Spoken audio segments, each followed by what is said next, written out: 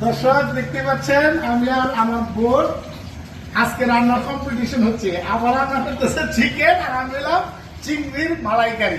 এই যে মালাইয়ের জন্য চিংড়ি রেডি করে রাখছি, দেখে আজকে কোনটা ভালো লাগে। আমি সিদ্দিকের আমার সাথে বোন অনেকদিন পরে আমার বাসায় আসছে। সিদ্দিকের সাথে পারবো না, ওর থেকে শিখতে আসছে আমি। না, আমি ইউটিউব দেখে দেখে রান্না শিখছি।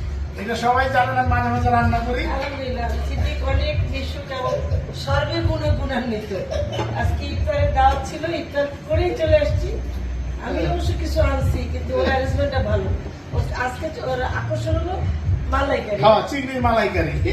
জানাবেন মানে না সিদ্দিকের খাইলে রান্না- না খাইলে কেন বুঝবো?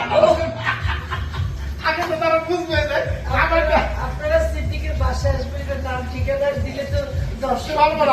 আমি আর তো রান্না করতে পারবো না। তবে আমি আর যেহেতু বড় ফ্যামিলি হোল্ড করি, আমি বড় ফ্যামিলিকে আমার এই খাবারটা এক্সপেরিমেন্টাল হিসেবে খাওয়াইছি। সবাইকে আমার সমস্ত ফ্যামিলি মানে 40 জনের জন্য চিংড়ি রান্না করছিলাম নিজে। সবাই অবাক, আমার ভাতিজিরা খুব ভয় ছিল, চাচ্ছু কি করতেছে আল্লাহ জানে। হ্যাঁ, খাওয়ার সময় বলে ওয়াও, এই শব্দটা পাইছি। ওকে, ঠিক আছে। থ্যাংক ইউ আমাদের জন্য দোয়া করবেন। অনেকদিন পর আমার বোন আমার বাসায় আসছে। দুজনের জন্য দোয়া চাই।